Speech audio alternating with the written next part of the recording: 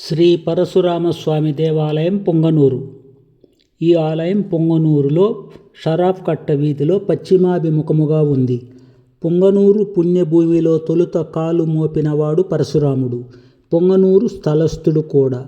తొలుత పరశురామ క్షేత్రంగా పరశురామపురంగా పొంగనూరు పిలువబడినది. మన పొంగనూరు పరశురాముడు విరూపాక్షేశ్వరాలయ ప్రాంతంలో ఆశ్రమంలో ఉంటూ తపము చేస్తూ గోదావరి తీరాలకు వెళ్ళిపోగా ఆయన శిష్యులు విరూపాక్షేశ్వరాలయాన్ని పరశురామాలయాన్ని నిర్మించారు. ఈ ఆశ్రమానికి కోనేరు ఉండేది.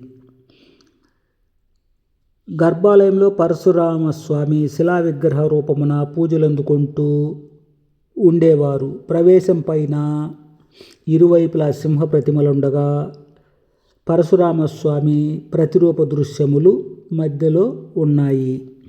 మహాబలి బాణరాజుల కాలంలో పట్టణంలో ప్రసిద్ధమైన ఈ ఆలయంలో గొప్ప పూజాభిషేకములు జరిగేవి. పరశురామాలయానికి వేసిన నిలువెత్తు శిలాశాసనము, రాతి దీపస్తంభము, పరశురాముని పర్వతశిలలు, బజారులో రాములవారి గుడికి వాయువ్యంలో గోడవార నాటబడి ఉన్నవి. పరశురామ పంచలోహమూర్తి మాణిక్యవరదరాజాలయంలో భద్రపరిచారని చెబుతారు. ఈ ఆలయంలో నిత్య పూజలు ఉంటున్నాయి. ఈ వీడియోను లైక్ చేయండి, షేర్ చేయండి, సబ్స్క్రైబ్ చేయండి. వందలాది వీడియోలు చూసి ఆనందించండి.